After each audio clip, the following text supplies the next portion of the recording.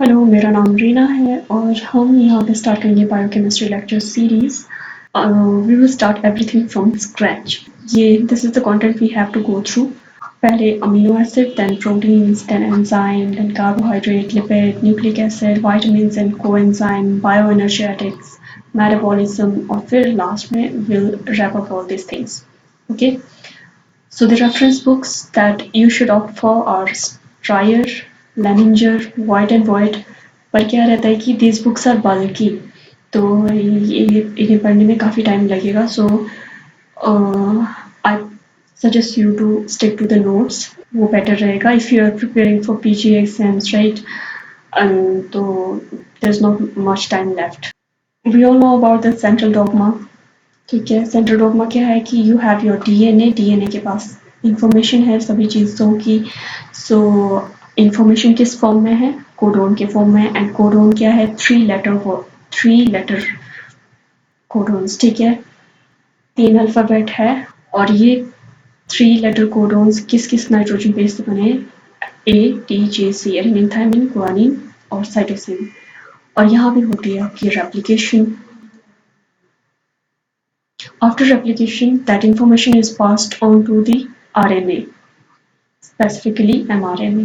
ठीक है, और mRNA जो है वो किस फॉर्म में अपनी इंफॉर्मेशन स्टोर करेगा?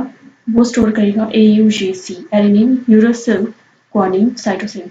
This thymine is present in DNA and instead of thymine there is uracil in RNA। Okay, तो RNA भी बन गया। अब आरएनए अपनी इंफॉर्मेशन से बनाएगा प्रोटीन, तो वो उस प्रोसेस को कहेंगे ट्रांसलेशन। सो ट्रांसलेशन के बाद जो प्रोटीन के पास जो इंफॉर्मेशन होती है वो किस फॉर्म में होती है? वो होती है अमीनो एसिड के फॉर्म में। तो ये अमीनो एसिड 20 नंबर होते हैं वैसे तो। There are lot of amino acid, ठीक है, 150 प्लस हो सकते हैं इन योर डाइटरी प्रोटीन। उसी में ही 150 प्लस अमीनो एसिड होते हैं, but we are only studying here standard amino acid.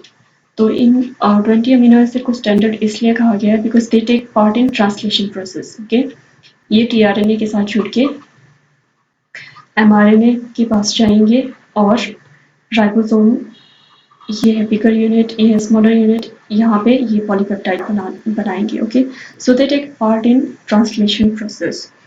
तो इसलिए ये स्टैंडर्ड है, तो इसी के बारे में हम पढ़ेंगे। अब हम देखते हैं कि जनरल स्ट्रक्चर क्या है अमीनो एसिड का। We all know that amino और एसिड, एक अमीनो ग्रुप होगा, अमाइन ग्रुप है यहाँ पे NH2, और एसिड कार्बोक्सिलिक एसिड ग्रुप है।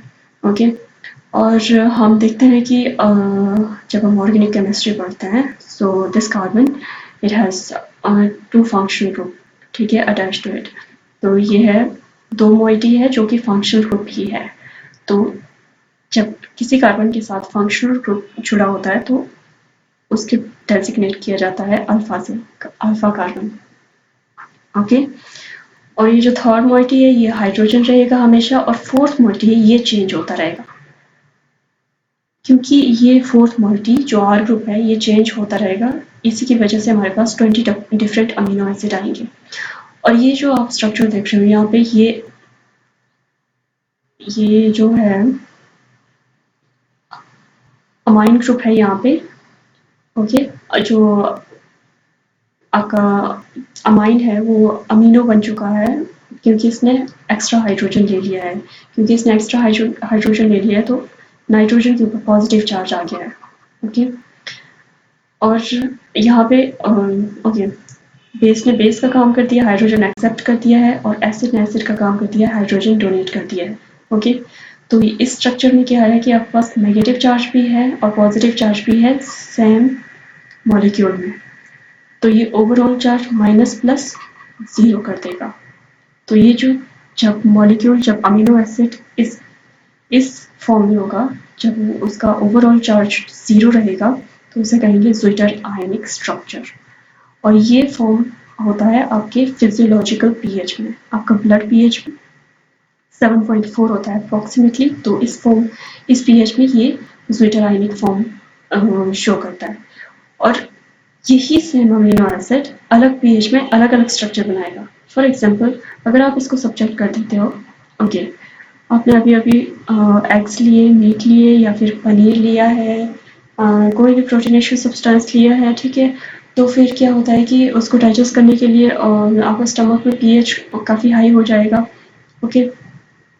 जब पीएच हाई हो जाएगा तो फिर उस पीएच में ये अमीनो एसिड कैसे फॉर्म में रहेगा, क्योंकि पीएच आपका यहाँ पे पीएच हाई है, पीएच लो, सॉरी। सो आपका यहाँ पे जैसे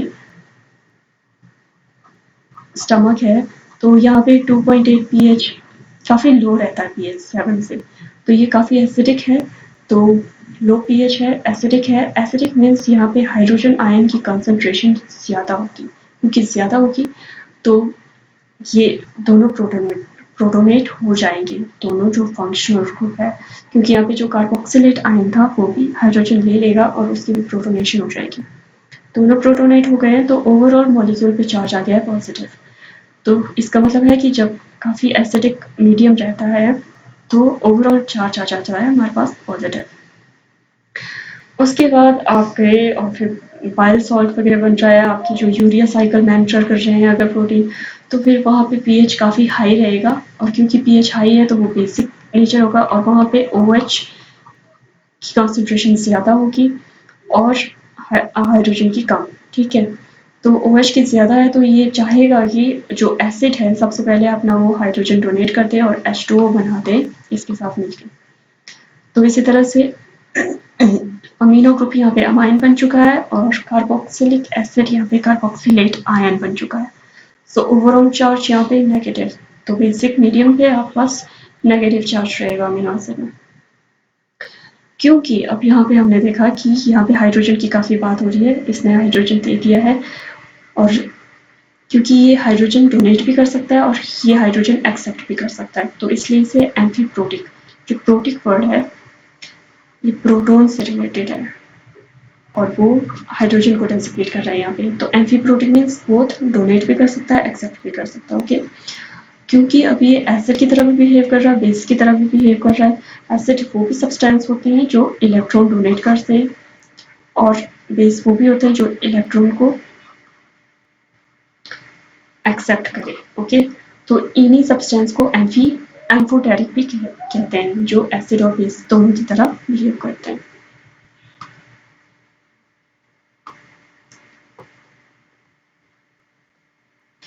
अब कॉन्फ़िगरेशन है हमारे पास। कॉन्फ़िगरेशन मीन्स अरेंजमेंट किस तरह से है आपका, जो अल्फा कार्बन के अराउंड जो मॉलिक्यूल्स हैं उनका अरेंजमेंट किस तरह से है, ओके? तो आप ये कॉन्फ़िगरेशन कैसे पता करते हैं? सबसे पहले तो what you take is a source of light, ठीक है?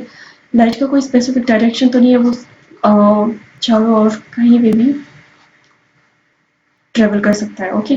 तो आप क्या करते हो कि आप एक सब्सटेंस लाते हो यहाँ पे, पोलराइजर, और ये इन सारी लाइट रेज को मर्ज करके एक रे में मर्ज कर देता है और यहाँ से सिर्फ एक रे पास होती है, इसे कहते हैं पोलराइज्ड लाइट।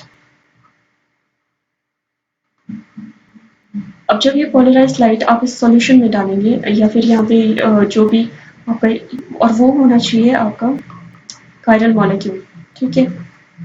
कोई भी कायरल मॉलिक्यूल ले लिया आपने इस सॉल्यूशन में, या फिर कोई भी ले लिया, तो चलो इसी को मान लेते हैं ये कायरल मॉलिक्यूल है और आपने ले लिया, तो वो इस लाइट रे को इधर यहाँ पे लेफ्ट साइड रोटेट करेगा और राइट साइड रोटेट करेगा, ओके? ये बेंड करेगी लाइट। तो जो मॉलिक्यूल इसको लेफ्ट साइड को बेंड करवाएगा उसे कहेंगे एल कॉन्फ़िगरेशन, और लेवोरोटेटरी अगर वो राइट की तरफ को करेगा तो उसे कहेंगे डी, डेक्स्ट्रो रोटेटरी, ठीक है? तो अब यहाँ पे देखते हैं कि एल वाले की कॉन्फ़िगरेशन क्या रहती है, ठीक है? लेवोरोटेटरी अमीनो एसिड की कॉन्फ़िगरेशन में लेफ्ट हैंड साइड पे आपको ये अमीनो ग्रुप नजर आएगा और राइट हैंड साइड में अमीनो ग्रुप देखना है आपने कहाँ पे। ये लेफ्ट हैंड साइड है तो ये लेवोरोटेटरी है, राइट हैंड साइड है तो ये डेक्स्ट्रो है, ओके?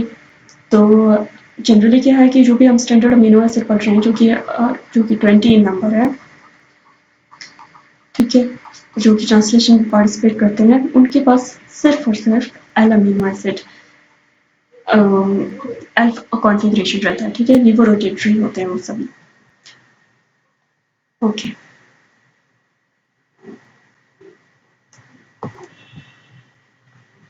अब देखते हैं हम कुछ यूनिक अमीनो एसिड। अभी हमने देखा था कि कोई कायरल है मॉलिक्यूल की नहीं है।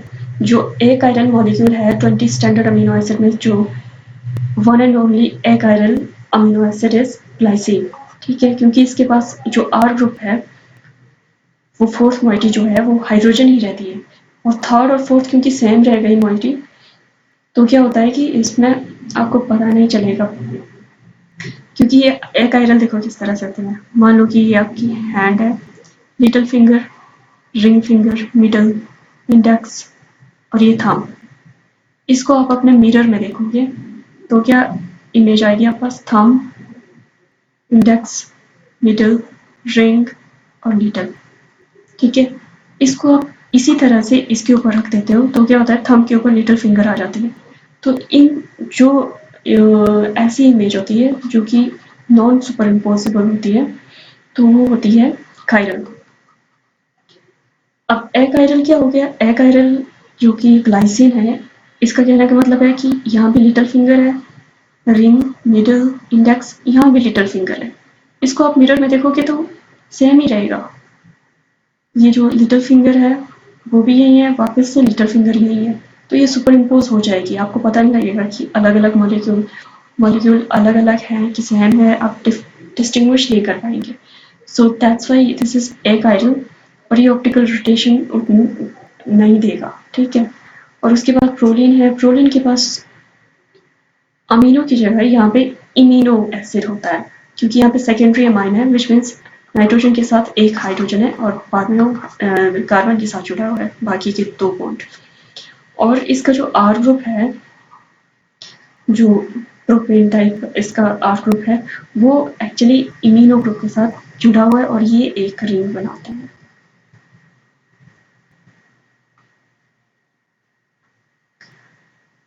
अब देखो कोड नेम्स होते हैं इनके, जो कि मैंने बताया था 20 स्टैंडर्ड अमीनो एसिड है हमारे पास। तो जैसे डीएनए आरएनए में आपके पास एजी, सीटी, यू, ठीक है? ये 5 नाइट्रोजन बेस डिटरमाइन कर रहे थे, यही ट्रिपलेट कोड बनाते हैं, ठीक है? 3 लेटर कोडोन जिसे कहते हैं। तो उसी तरह से स्टैंडर्ड अमीनो एसिड के भी कोड होते हैं। जैसे कि आप एनसीबीआई वेबसाइट में जाएंगे, जो कि national centre for biotech information है, तो वहाँ पे आप जैसे SARS-CoV-2 अभी ट्रेंडिंग में है, तो उसके स्पाइक का प्रोटीन आप सर्च करोगे, उसकी इंफॉर्मेशन अगर आप सर्च करोगे SARS-CoV-2 के स्पाइक प्रोटीन का, तो वो इस फॉर्म में देगा आपको इंफॉर्मेशन, बता तो देगा। वो एक लिस्ट आ जाएगी, एक पूरा पैराग्राफ वो ऐसे ऐसे नेम से होगा। तो जिसने बायोकेम अच्छे से पढ़ी है उसे पता है कि ये क्या है, प्रोलिन है, ये ग्लाइसिन है, ये वलाइन है, ओके, ये मिथ्योनिन है, ट्रिप्टोफैन, लाइसिन।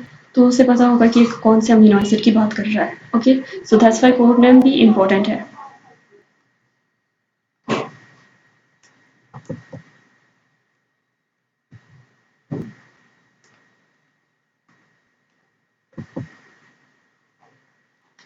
अब देखते हैं हम क्लासिफिकेशन अमीनो एसिड की। वैसे तो जोलॉजी वाले स्टूडेंट क्लासिफिकेशन काफ़ी हेट करते हैं, बट हम देखेंगे क्लासिफिकेशन यहाँ पे आर ग्रुप के बेसिस पे, ओके? क्योंकि ये 3 मॉइटी जो है, 2 फंक्शनल ग्रुप और ये हाइड्रोजन, ये 3 मॉइटी तो बिल्कुल सेम की सेम है सारी स्टैंडर्ड अमीनो एसिड में, और चेंज क्या हो रहा है यहाँ पे आर ग्रुप। अब यहाँ पे हम बात करेंगे हाइड्रोफोबिक अमीनो एसिड, जो कि वाटर में सॉल्यूबल नहीं है, ओके? विच मीन्स इनके पास ऐसे आर ग्रुप है जो कि वाटर में सॉल्यूबल नहीं है, नॉन पोलर है वो। तो इसका न्यूमोनिक हमारे पास है गवाली, मैथ, PWF, ओके? जी से देखो, जी कोड, बट ये सारे कोड वर्ड है, ये सारे कोड लेटर है, ठीक है? अमीनो एसिड के जी इज फॉर ग्लाइसिन, और यहाँ पे ग्लाइसिन जो कि वायरल अभी अभी हमने पढ़ा, इसका आर ग्रुप हाइड्रोजन रहेगा।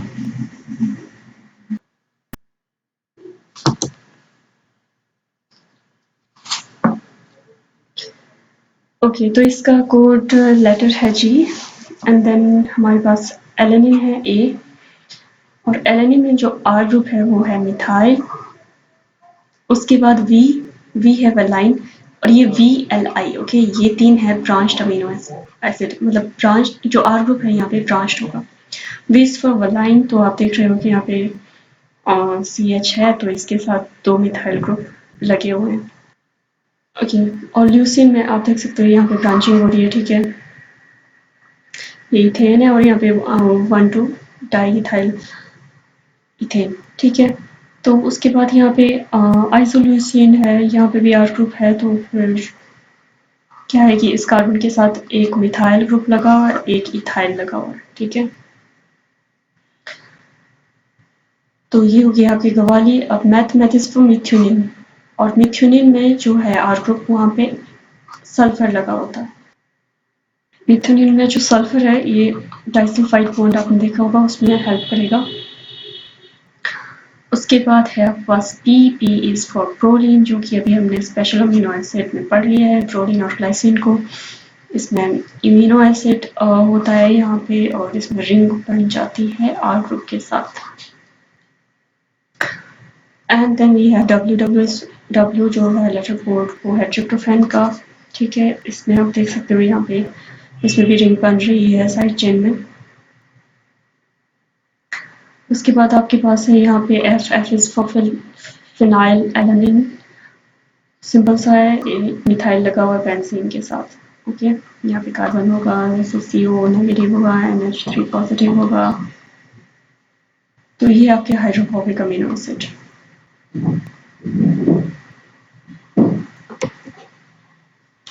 अब देखो hydrophilic amino acid, hydrophilic means they are water soluble, ठीक है। और वाटर सॉल्यूबल अब हम देख रहे हैं कि जो अनचार्ज रहते हैं, ठीक है, जो जिनका R ग्रुप है वो चार्ज नहीं होता है, वो भी एट फिजियोलॉजिकल pH, ठीक है। ऐसे अमीनो एसिड देख रहे हैं जो ब्लड pH में अनचार्ज रहते हैं। तो वो है इसका जो निमोनिक मैंने बनाया है वो है New York city question to Serene, ठीक है। New N York Y CDC question Q to T Serene S, okay. और इनके R ग्रुप में जो मेजरली किससे बना होगा, ये अमाइन से या फिर मिथाइल ग्रुप से बना होगा, ठीक है। तो अब हम देखते हैं कि सबसे पहले N को, ठीक है। N किसका लेटर कोड है, एस्पार्जिन का, एस्पार्जिन का। और यहाँ पे देखो INE इन लगा हुआ ना, तो इसमें अमाइन ग्रुप होता ही होता है, ठीक है। तो ये N लेटर कोड है एस्पार्जिन का, और उसका R ग्रुप कुछ इस तरह से है। तो यहाँ पे आपका amine Y is for tyrosine, ठीक है। इसमें भी कुछ इस तरह का है R ग्रुप। उसके बाद आपके पास C आपका सिस्टीन का, क्योंकि ये हाइड्रोफिलिक है तो ये सबसे ज़्यादा जो डाइसल्फाइड बॉन्ड बनाएगा, जो कि आपका इंसुलिन होता है, IGs है, इंसुलिन है, ठीक है। तो इस तरह के जो टर्शरी और फिर क्वाटरनरी प्रोटीन स्ट्रक्चर होते हैं, उसमें जो इंटरलिंकिंग जो करती है चेन्स का, वो डाइसल्फाइड बॉन्ड जो बनाते हैं वो ये अमीनो एसिड होती है सिस्टीन, ठीक है। उसके बाद है आपके पास Q इज फॉर ग्लूटामीन, ठीक है। तो ऐसा है इसका R ग्रुप। उसके बाद है आपके पास T जो कोड है वो थ्रियोनिन का है, सिंपल सा है, ये है R ग्रुप। उसके बाद है आपका S इज फॉर सीरीन, काफी सिंपल रहता है, CH2OH।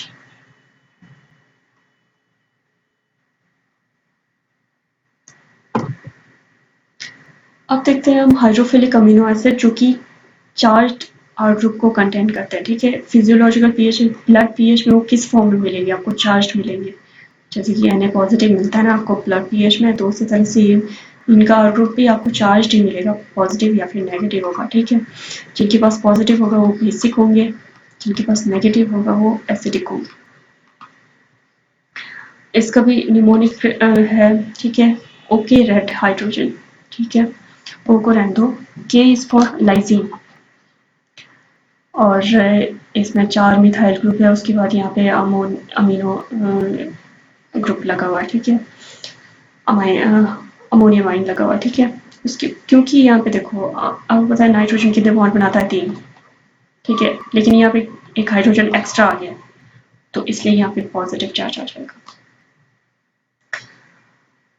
एंड देन आपके पास यहाँ पे जो आर है, ओके रेड, ठीक है, आर इज फॉर आर्जिनिन। अब इसमें देखो ये वाला नाइट्रोजन अनस्टेबल है, इस नाइट्रोजन के पास एक्स्ट्रा हाइड्रोजन है, ठीक है। और उसके बाद है ये जो लाइसिन और आर्जिनिन है, ठीक है, जो कि के प्लस आर, ठीक है, ये आपको पता है कि हाईली बेसिक अमीनो एसिड होता है और ये बनाते हैं आपके हिस्टोन प्रोटीन को, जो कि आपके डीएनए को रैप अप करने में हेल्प करता है इनसाइड द न्यूक्लियस। और उसके बाद ये हो गए आपके बेसिक लाइसिन और आर्जिनिन।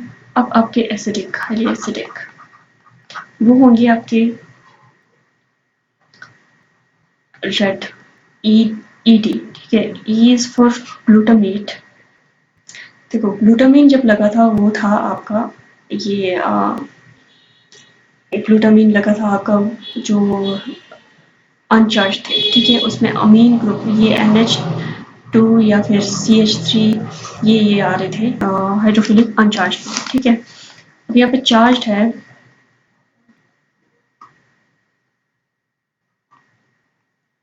चार्ज में देखो इसमें जो ग्लूटामेट है 8 इज फॉर कार्बोक्सिलेट आयन, ठीक है, COO नेगेटिव को हम कार्बोक्सिलेट आयन कहते हैं, ठीक है। तो इसका ऑब्वियस सी बात है कि आर ग्रुप में कार्बोक्सिलेट आयन होगा। उसी तरह से D इज फॉर एस्पार्टेट, इसमें भी 8 है तो कार्बोक्सिलेट आयन होगा आर ग्रुप में, ठीक है, इसके साथ। उसके बाद है हिस्टीडीन, हिस्टीडीन एक अलग ही है, ठीक है, आर ग्रुप इसका ये रहता है कि एक यहाँ पे मिथाइल है और उसके बाद यहाँ पे पेंटेन रिंग है, ठीक है। तो फिर इसमें फर्स्ट और थर्ड पोजीशन पे नाइट्रोजन लगे होंगे और थर्ड वाला नाइट्रोजन वो चार्ज होगा क्योंकि उसमें एक्स्ट्रा हाइड्रोजन आ जाएगा। इसी तरह से हमारे पास 21st अमीनो एसिड भी है। 21st amino acid is सिलेनोसिस्टीन।